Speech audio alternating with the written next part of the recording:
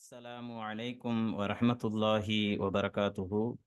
பிஸ்மில்லாஹிர் ரஹ்மானிர் ரஹீம். அருமையான அல்லாஹுவின் நல்லடியார்களே, அன்பிற்குரிய மாணவ மாணவிய கண்மணிகளே, ரியாதுல் பதிஆ கிதாபு ஃபி உசூலித் தீனி வ பஅதி ஃபுரூஇ ஷரீஆ. நாம் இந்த ரியாதுல் பதிஆ கிதாபில் இன்று நாம் படிக்க வேண்டிய பாடம் 46வது பாடம். இந்த 46வது பாடத்தினுடைய தலைப்பு, நோன்பாளிகளே நோன்பின் சட்டம் அறிவோம். அதாவது கிதாபு ஸௌம் என்ற பாடத்தை தொடங்கி நோன்பு குறித்த சட்டத்திட்டங்களை நாம் இந்த கிதாபிலே படித்து வருகிறோம். அதில் இன்ஷா அல்லாஹ் இன்று இன்னும் நோன்பு சம்பந்தமாக சில சட்டங்களை தான் நாம் இந்த பாடத்திலே பார்க்க போகிறோம்.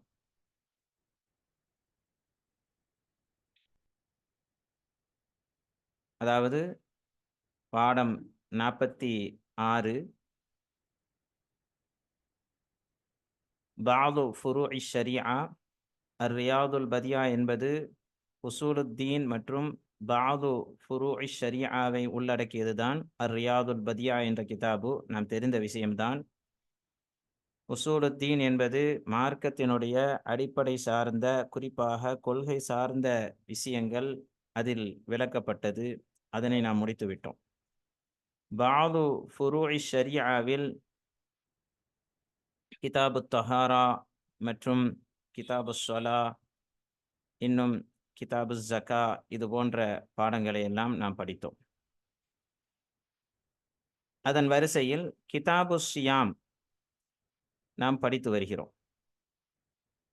கிதாபு ஸியாமில் உங்களுக்கு பல பாடங்கள் நாம் படித்தோம். இப்போ நம்ம படித்து வரக்கூடிய பாடம் என்ன அப்படின்னா, ஃபஸ்லுன் லா யஃப்துரு ஸாயிமு. நோன்பு நோற்கக்கூடியவன் நோன்பை முறிக்க மாட்டான் என்ற ஒரு பாடத்தை தான் நம்ம படித்து வருகிறோம். அதாவது என்னென்ன காரியங்கள் செய்கிறதுனால நோன்பு முறியாது, ஒரு நோன்பாளி என்னென்ன விஷயங்கள் செய்வதினால் நோன்பு முறியாது என்ற விபரங்களை தான், சட்டங்களை தான் நாம் இந்த பாடத்திலே படித்து வருகிறோம். அதனுடைய தொடரில் இன்று நம்ம படிக்க வேண்டிய கிதாபுடைய இபாரத் எங்கே இருந்து அப்படின்னா, வலா யசிஹு ஸியாமுல் ஈதைன் என்ற இந்த பகுதியில் இருந்து தான் நம்ம என்ன செய்ய போகிறோம். இன்ஷா அல்லாஹ் இன்றைய பாடம் நாம் காண இருக்கின்றோம். அருமையானவர்களே, இந்த 46வது பாடத்தில் நாம் படிக்க வேண்டிய அந்த பாடங்கள் குறித்து சில செய்திகளை நாம் பார்த்து கொள்ளலாம். ஒரு புரிதலுக்காக வேண்டி இந்த 46வது பாடத்துக்கு ஒரு தலைப்பு தரப்பட்டிருக்குது, நோன்பாளிகளே நோன்பின் சட்டம் அறிவோம் என்று ஒரு தலைப்பு. நோன்பின் சட்டங்கள் நிறைய முன்னாடியும் நம்ம படிச்சிருக்கிறோம். இன்னும் சில சட்டங்கள் இருக்கிறது. இங்கு நம்ம ஒரு 9 விஷயங்களை நம்ம இன்ஷா அல்லாஹ் இந்த பாடத்தில் தெரிய போகிறோம். 1வது, ஒரு மனிதர் எந்த நாட்களில் எல்லாம் நோன்பு நோற்பது கூடாது, எந்தெந்த நாளில் நோன்பு நோற்பது ஹராமாக இருக்கிறது, மக்ரூஹாக இருக்கிறது, இது மாதிரியான சட்டங்களை நம்ம என்ன செய்ய போகிறோம், இந்த பாடத்தில் பார்க்க போகிறோம். 2வது, நோன்பாளிக்கு தடுக்கப்பட்ட காரியங்கள் யாவை, என்னென்ன விஷயங்கள், ஒருத்தர் நோன்பு வச்சிருக்கிறார் அப்படின்னா அவர் என்னென்ன விஷயங்கள் செய்யக்கூடாது என்பது குறித்து உள்ள விளக்கங்களையும் இந்த பாடம் நமக்கு தெளிவுபடுத்தும். 3வது, நோன்பாளிக்கு சுன்னத்தான விஷயங்கள் எது, நோன்பாளி பேண வேண்டிய சுன்னத்தான விஷயங்கள் என்னென்ன, இதை குறித்தும் நமக்கு இந்த பாடம் விளக்கம் தரும். 4வது, நோன்பாளிக்கு மக்ரூஹான காரியங்கள் என்னென்ன, என்னென்ன செயல்கள் செய்கிறது மக்ரூஹாக இருக்கிறது, அதை பற்றியும் நம்ம இந்த பாடத்தில் பார்ப்போம். 5வது, பொதுவாக நோன்பாளி தன் நோன்பை எதையெல்லாம் விட்டு பாதுகாக்க வேண்டும். இந்த பாடத்தில் சுருக்கமாக அதையும் நமக்கு நூல் ஆசிரியர் அவர்கள் சொல்கிறாங்க. பொதுவாக என்னென்ன காரியங்களை விட்டு நோன்பாளி கவனமாக இருக்கணும், எச்சரிக்கையாக இருக்கணும் என்பதை பற்றியும் நமக்கு இந்த பாடம் விளக்கி தருகிறது. 6வது, 2 பெருநாள் என்பது எது. 2 பெருநாள் தெரிஞ்சால் தான், ஏன்னா நோன்பு அந்த 2 பெருநாளில் நோன்பு வைப்பது ஹராமாக இருக்கிறது. அப்போ அந்த 2 பெருநாள் என்ன, ஈதைன் அப்படின்னா நம்ம தெரிந்து கொள்ள வேண்டும். அதாவது நோன்பு பெருநாள் மற்றும் ஹஜ்ஜு பெருநாள். நோன்பு பெருநாள் என்பது ஷவ்வால் பிறை 1 அன்றுதான் நோன்பு பெருநாள். அதேபோல ஹஜ்ஜு பெருநாள் என்பது துல்ஹஜ் மாதத்தினுடைய பிறை 10ஆம் நாள். அது ஹஜ்ஜு பெருநாளாக இருக்கிறது. அப்ப அந்த 2 பெருநாள்ல நோன்பு வைப்பது ஹராம் அப்படின்னு ஒரு சட்டம் நம்ம இந்த பாடத்துல பார்க்கிறோம். பிறகு தஷ்ரீக்குடைய நாட்கள் எது? அதையும் நம்ம தெரிஞ்சுக்கிடணும். தஷ்ரீக்குடைய நாட்கள் ஏன் தஷ்ரீக்குடைய நாட்கள் தெரியணும் அப்படின்னா, தஷ்ரீக்குடைய நாள்லயும் நோன்பு வைக்கிறது ஹராமாக இருக்கிறது. நோன்பு வச்சா அந்த நோன்பு செல்லாது. நோன்பு கூடாது. மார்க்கத்தினுடைய சட்டமாக இருக்கிறது. அப்ப அந்த தஷ்ரீக்குடைய நாட்கள் எது என்பதை குறித்தும் நம்ம என்ன செய்றோம், இந்த பாடத்துல நம்ம தெளிவாக தெரிந்து கொள்ள வேண்டும். தஷ்ரீக்குடைய நாள் எது? அதாவது துல்ஹஜ் மாதம் பிறை 11, 12, 13 இந்த 3 நாட்கள தான் தஷ்ரீக், ஐயாமுத் தஷ்ரீக் என்று சொல்லப்படும். தஷ்ரீக்குடைய நாட்கள். 8வது விஷயம் ஷக்குடைய நாள் எது? ஏன்னா ஷக்குடைய நாள்ல நோன்பு வைக்கிறதும் கூடாது. ஷக்குடைய நாள பொறுத்தவரை பெரும்பாலும் உங்களுக்கு மாசத்தினுடைய கடைசி நாள் 29வது நாள் முடிந்து 30வது நாள் இருக்குதா இல்லையா என்பது பிறையை பார்த்து தான் நம்ம முடிவு செய்ய முடியும். அப்ப அதுதான் ஷக்குடைய நாள். அதிலேயும் குறிப்பாக இங்க ஷக்குடைய நாள் என்பது உங்களுக்கு ஷஅபானுடைய ஷஅபானுடைய கடைசி நாள். ஷஅபானுடைய பிறை 9 முடிந்து அன்னைக்கு 30வது நாள் இருக்குதா அல்லது ரமதான் 1 வருதா அப்படின்னு சந்தேகத்திற்குரிய நாள். அததான் யௌமு ஷக் என்று சொல்லப்படும். இப்ப அந்த நாள்ல நோன்பு வைக்கிறது கூடாது. 9வது விஷயம் என்ன அப்படின்னா, ஷஅபானுடைய 2ஆம் பகுதி நாட்கள் எது?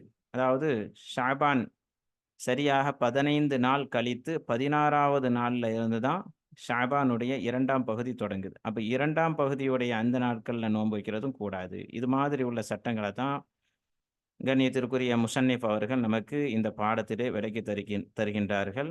வாருங்கள் இப்பொழுது நாம் பாடத்தினுடைய கிதாபு இபாரத்தை நாம் காணலாம்.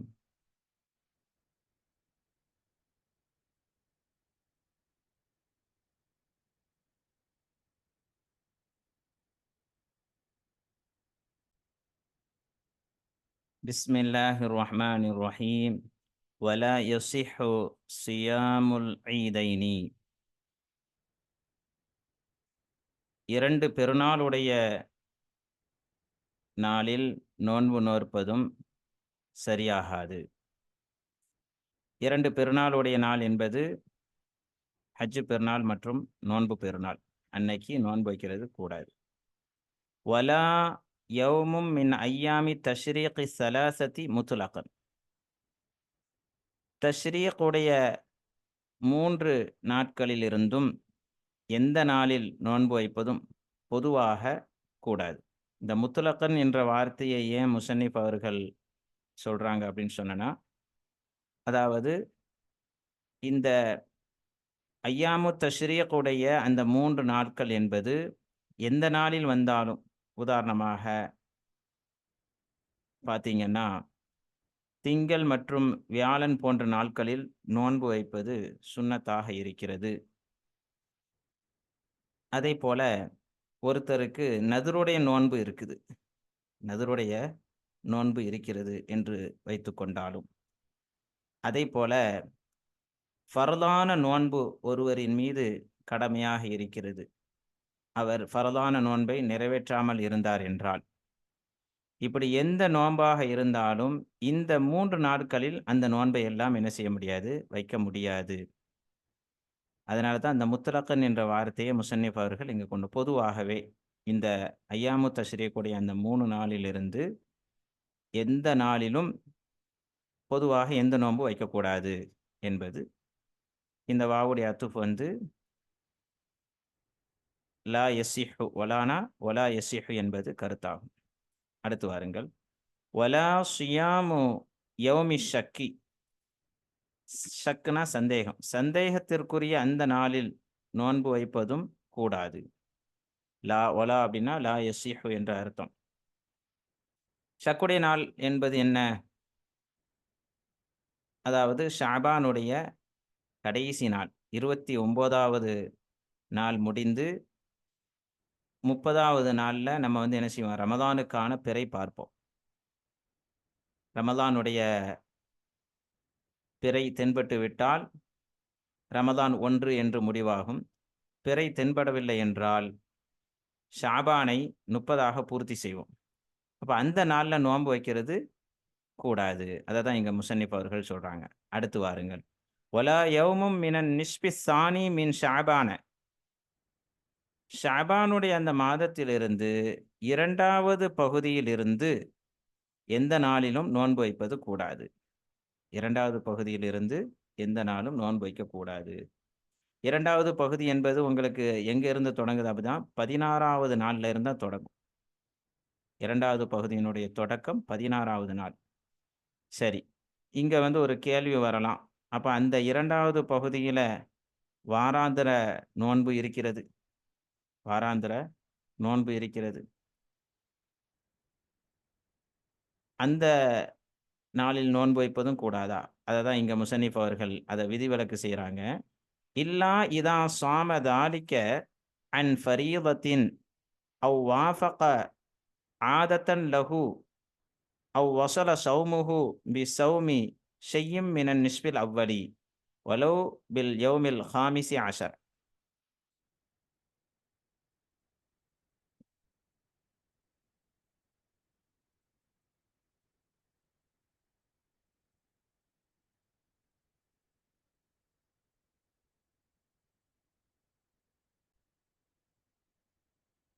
அதாவது இதா சாம தாலிக்க அன் ஃபரீலத்தின், ஒரு ஃபரலை தொட்டும் அந்த நாளையில் அவன் நோன்பு வைத்தாள். உதாரணமாக ஃபரலான நோன்பு பிடிக்காமல் விடுபட்டு விட்டது. அப்போ அந்த விடுபட்ட நோன்பை கலா செய்யக்கூடிய நாட்கள் நெருங்கி கொண்டே வருது. அப்போ இந்த நாளில் தான் அவனால் அந்த நோன்பை எல்லாம் கலா செய்யக்கூடிய ஒரு சந்தர்ப்ப சூழல் என்றால் அப்படி ஏற்பட்டாலே தவிர, அதை தான் இங்கே சொல்கிறாங்க. இதா சுவாம தாலிக்க, அந்த நோன்பை அவன் நோற்றால் அன் ஃபரீலத்தின், ஒரு ஃபரதை தொட்டும் அந்த நோன்பை அவன் நோற்றால் அப்பொழுது அது அந்த நோன்பு கூடிவிடும். அவ் அல்லது வாஃபக ஆதத்தன் லஹு, அவனுக்கு உரிய ஒரு ஆதத்துக்கு அது நேர்பட்டது. அவனுக்குரிய ஆதத்துக்கு நேர்பட்டது என்றால் என்ன கருத்து? அதாவது வாராந்திர அந்த நோன்பு திங்கள் மற்றும் வியாழன் போன்ற நாட்களில் வைக்கக்கூடிய சுன்னத்தான நோன்பு இருக்கிறது.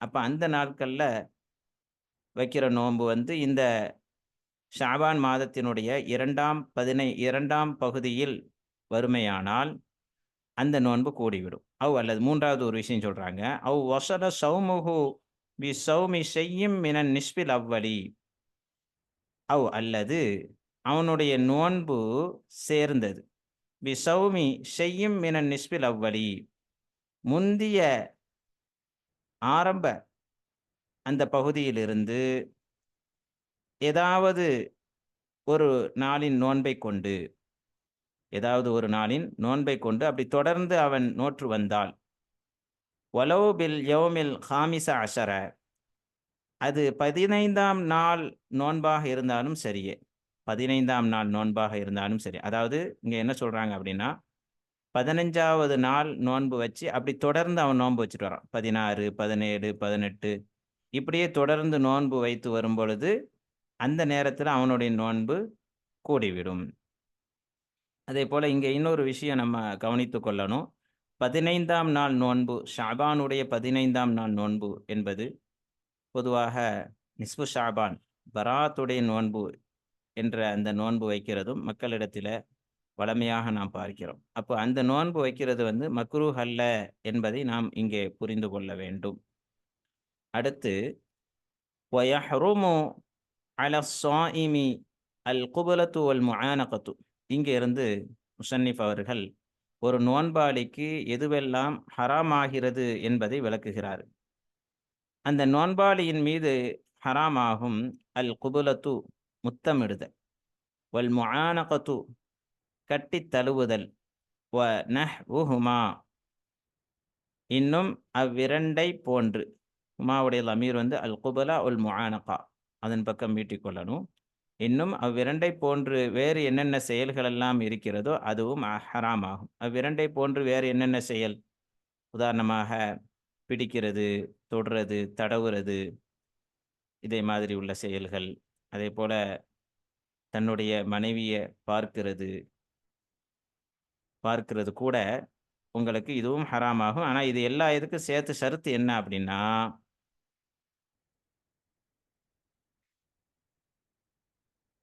இன் தஹர்ரகத் பிதாலிக ஷஹ்வத்துஹு,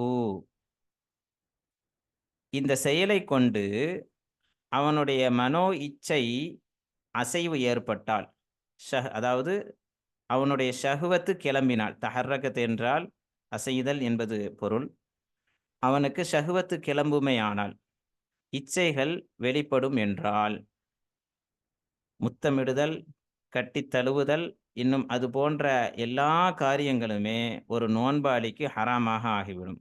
பார்க்கிறதாக இருந்தாலும் சரி, பேசுறது, அதே போல தடவுறது, தொடுறது, இது எல்லாமே பக்கத்துல இருக்கிறது.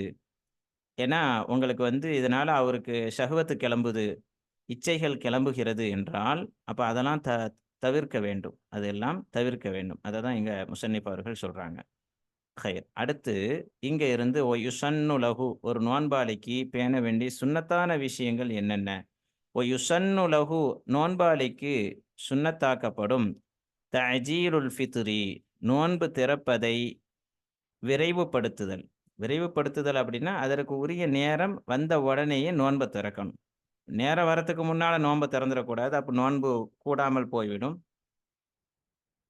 பிறகு அந்த நோன்ப கலா செய்ய வேண்டிய சூழ்நிலை ஏற்பட்டுவிடும். அதனால நேரம் நோன்பு திறக்கிறத தாமதப்படுத்தக்கூடாது, தீவிரப்படுத்தணும்.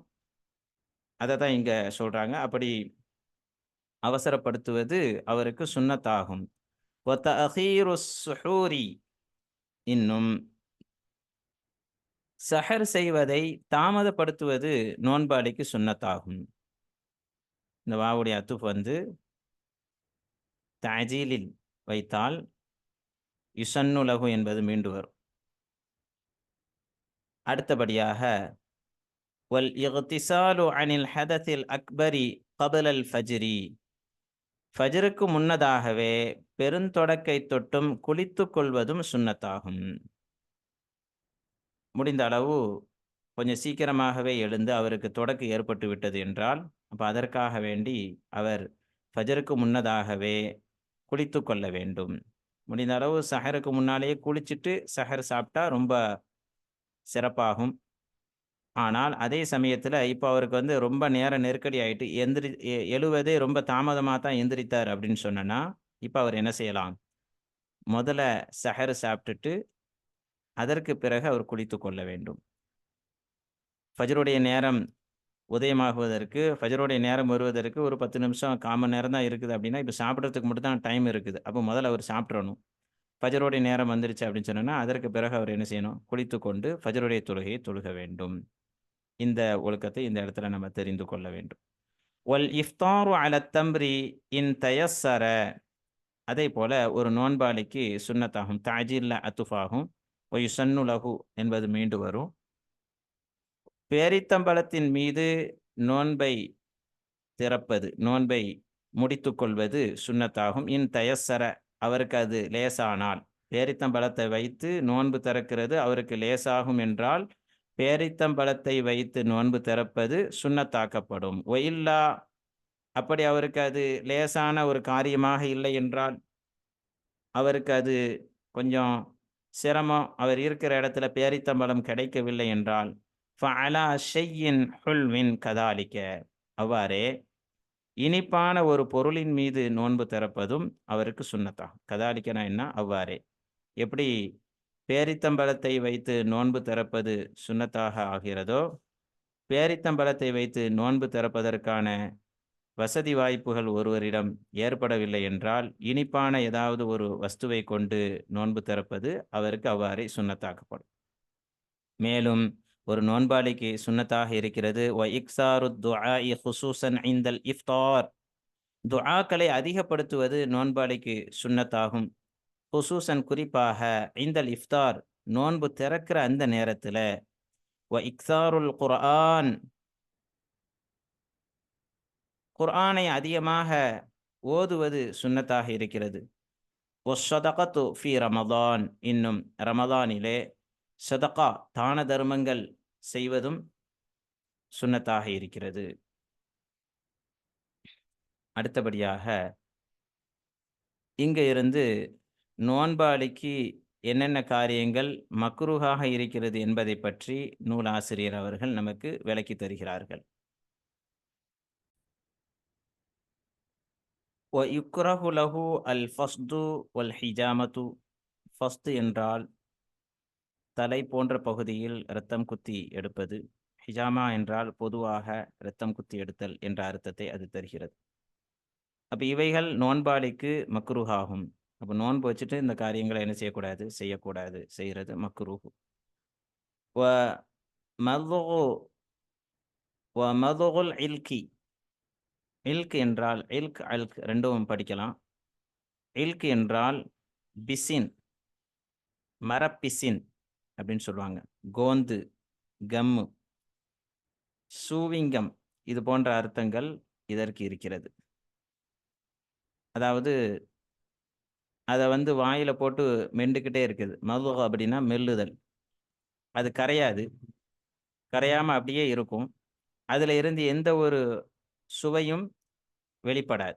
அப்படிப்பட்ட ஒரு பொருளுக்கு தான் இல்க் என்று சொல்லப்படும். இதே சமயத்துல உங்களுக்கு சூவிங்கத்துல கரையக்கூடிய சூவிங்கம் இருக்குது. அதே போல அதுல சுவை உள்ள சூவிங்கம் இருக்குது. ஆ அத என்ன செய்யக்கூடாது, வாயில போட்டு மெண்டு மெண்டு அவரு சாப்பிட்டார் அப்படின்னு சொன்னா, அதுல இருந்து ஏதாவது ஒன்று உள்ளே சென்றது என்றால், அப்பொழுது அவருடைய நோன்பு முறிந்து விடும். அதையும் இங்க கவனத்துல வைக்கணும். யுக்ரஹு, மக்ரூஹ் என்று சொல்லியிருக்கிறாங்க என்பதனால, அப்போ சூவிங்கத்துல இதே சூவிங்கத்துல நல்லா மெண்ட பிறகு அதுல எந்த ஒரு டேஸ்ட்டுமே இருக்காது. வெறுமனே அத வாயில போட்டு சப்பிக்கிட்டே இருப்பாங்க.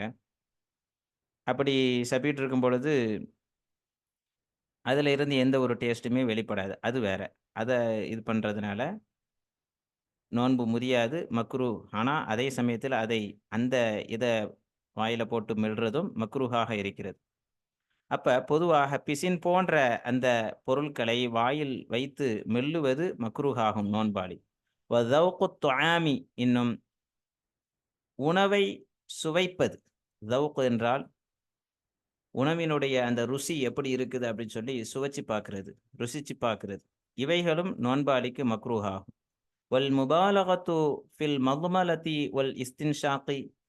வாய் கொப்பளிப்பதிலே இன்னும் நாசிக்கு தண்ணீர் செலுத்துவதிலே கடப்பு செய்வது. பொதுவாக ஒது செய்யும் பொழுது வாய் கொப்பளிக்கிறது, நாசிக்கு தண்ணீர் செலுத்துறதுல முபாலகா படுத்துவது, கடப்பு காட்டுதல் சுன்னத்து. ஆனா ஒரு நோன்பாளி நோன்பு வைத்த நிலையில் இந்த காரியங்களை செய்வது மக்ரூஹாகும்.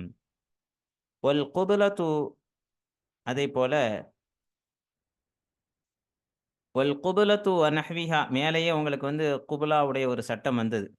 அதாவது ஒருவருக்கு ஆசையை கிளப்புகிறது, இச்சையை கிளப்புகிறது என்றால், அங்கே நோன்பாளிக்கு முத்தமிடுதல், கட்டித் தழுவுதல் போன்ற காரியங்கள் எல்லாம் ஹராம் அப்படின்னு சொல்லி நம்ம படிச்சோம். இங்க ஆசை கிளம்பவில்லை என்றாலும், இச்சை வெளிப்படவில்லை என்றாலும், இல்ல நான் முத்தமிடுறதுனாலயோ அல்லது கட்டித் தழுவ மனைவியை கட்டித் தழுவுறதுனாலயோ தனக்கு என்ன இல்ல, ஆசைகள் எதுவும் கிளம்பல என்றாலும் அந்த காரியங்களை நோன்பு வைத்து செய்கிறது மக்ரூஹாகும். வல் குபுலத்து வ நஹ்விஹா, இன்னும் முத்தமிடுதல், இன்னும் அது போன்ற காரியங்களை செய்யுதல். அது போன்ற காரியங்கள்னா உதாரணமா கட்டித் தழுவுதல், தொடுதல், பார்த்து கொண்டே இருப்பது, மனைவியை பார்த்து கொண்டே இருப்பது, இதெல்லாம் உள்ள காரியங்கள் விட்டு தவிர்ந்துக்கிட்டா நல்லது.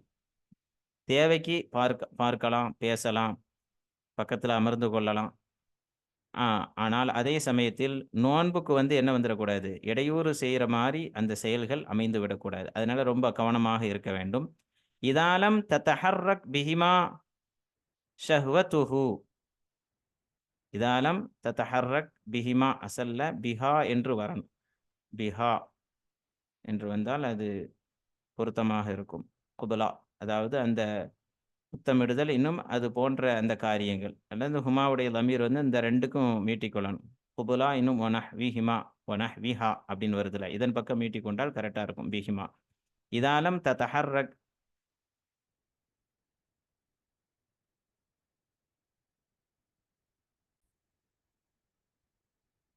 இதாலம் ததஹர்ரக் பிஹிமா என்றே படித்துக் கொள்ளலாம். ஷஹ்வத்துஹு அவருடைய இச்சை விருப்பம் கிளம்பவில்லை என்றால் அப்படின்னு அர்த்தம் வச்சுக்கிடணும்.